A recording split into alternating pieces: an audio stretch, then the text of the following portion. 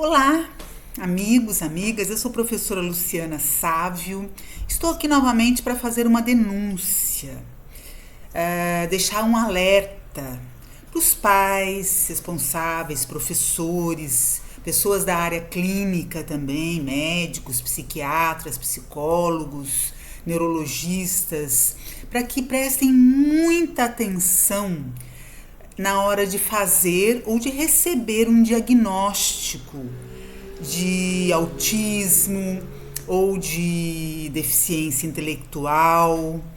É muito importante você que é da área médica ou você que é pai, que entenda que esse diagnóstico ele deve ser feito de forma muito criteriosa e muito demorada. Por que eu digo isso? Todo mundo que recebe um diagnóstico, seja ele de qual for, né, um diagnóstico que vá impactar a nossa vida, a gente necessariamente deve pedir uma segunda opinião. Até uma terceira, se for o caso. É claro que nem sempre isso é possível. Então você que é pai, que é mãe, e recebeu um diagnóstico de autismo do seu filho ou de deficiência intelectual, entenda que esse diagnóstico ele é para sempre. Você que é da área médica, que fez esse diagnóstico, né, entenda que esse diagnóstico ele vai impactar profundamente a vida desse seu paciente.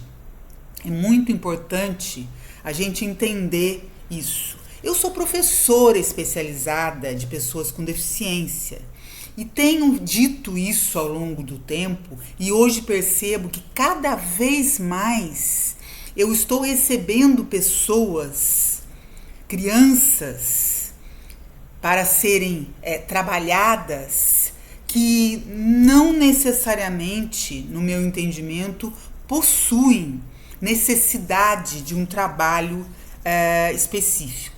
Eu vou detalhar. Existe hoje nas escolas o que a gente chama de sala de recursos, né?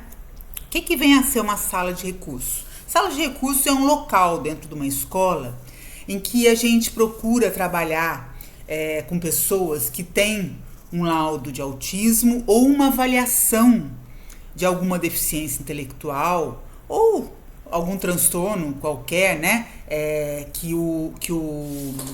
Que determine que ele tenha que frequentar uma sala de recursos, a gente procura trabalhar as barreiras que essa pessoa, que essa criança enfrenta na sala de aula regular. Só que muitas vezes essa pessoa ela não enfrenta barreira nenhuma na sala regular, na sala de aula regular, né? Ela muitas vezes tem um laudo de autismo, tem uma avaliação psicológica que determinou que ela tem uma deficiência intelectual, mas ela segue normalmente. Ela não precisa frequentar uma sala de recursos, né? A sala de recursos, ela existe, mas ela não é obrigatória. Então você que é pai, você que recebeu um diagnóstico, entenda que o diagnóstico, ele deve ser feito depois de uma análise muito criteriosa e por um longo espaço de tempo. Por quê? Porque muitas vezes a criança, quando ela passa por um neurologista com uma suspeita de autismo, ela ainda não está na idade da fala. Ela tem 2 anos muitas vezes e tem crianças que falam mais tarde.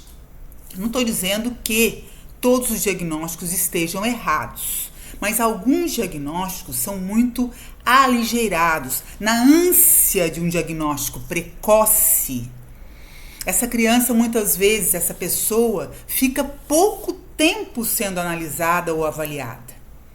Tá? Eu, como professora especializada que sou, eu não tenho bagagem para fazer um diagnóstico. Eu não sou médica, nem na área clínica de autismo e nem na área psicológica de deficiência intelectual. O que eu tenho que detectar, o que eu detecto, o que o professor, inclusive, da sala de aula regular do seu filho detecta, são dificuldades de aprendizagem, né? Então, quando a gente percebe que um aluno tem dificuldade de aprendizagem, que ele está demorando para falar, a gente normalmente encaminha esse aluno para uma avaliação psicológica ou para um neurologista, quando é um outro caso, né, que a suspeita seja de autismo. E esse encaminhamento não é determinante. Ele é um encaminhamento para ser investigado, para ser averiguado, né? Então é importante que esse pai leve essa criança, né? E é importante que esse profissional também seja responsável e entenda que esse diagnóstico não é feito da noite para o dia. E eu tenho visto muitas crianças com laudo fechado muito rapidamente. Que eu encaminho e que de repente 2 meses depois venham dizer que é autista ou que é pior, que é deficiente intelectual. Gente, para detectar uma deficiência intelectual, você precisa no mínimo de 2 anos de avaliação. Por quê? Porque muitas vezes a criança ela está passando por um período, né? Muitas vezes a separação dos pais ou alguma coisa que gera um bloqueio, né? E muitas vezes em 1 mês, em 2 meses, esse bloqueio não passa. Então é preciso se ter uma convivência com essa criança por um longo período de tempo. E ainda assim, após o fechamento desses diagnósticos, é importante que esses pais tenham uma segunda opinião. É claro que nem sempre isso é possível.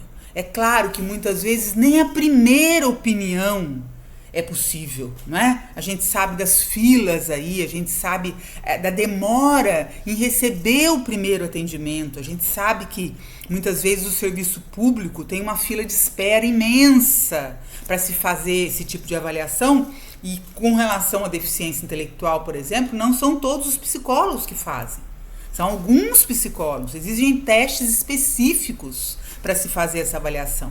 Então, o que eu quero colocar para você, pai, para você, mãe, para você, profissional da área médica, é que um diagnóstico desse é para sempre, né? No próximo vídeo eu vou falar sobre a frequência na sala de recursos, se o aluno deve ou não, se ele precisa ou não frequentar a sala de recursos.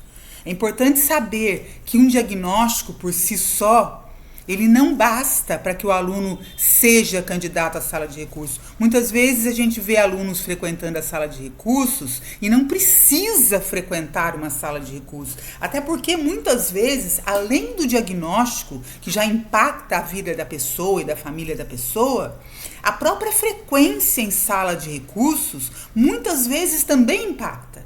A gente sabe que os preconceitos existem. A gente sabe que são absurdos, que são inadmissíveis, mas a gente sabe que existem.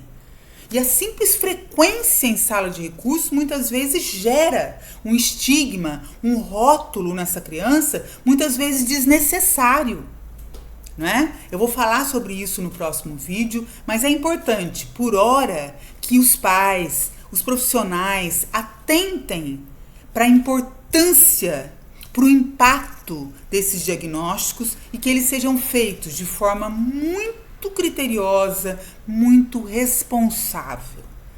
E que assim que recebidos, sejam confirmados e a partir daí comece realmente a busca, né, por recursos que existem e a gente vai falar um pouquinho deles mais pra frente, ok? Muito obrigado, fica aqui esse alerta, fica aqui essa denúncia, porque hoje está muito comum você ter que entrar num consultório médico e ter que sair com remédio ou com diagnóstico. E não precisa necessariamente disso, a gente sabe que não precisa. Você pode entrar num consultório médico e sair simplesmente com uma orientação, né? Sem um diagnóstico fechado, até porque muitas vezes a doença não existe, né? Vamos pensar sobre isso, ok? Muito obrigada a todos.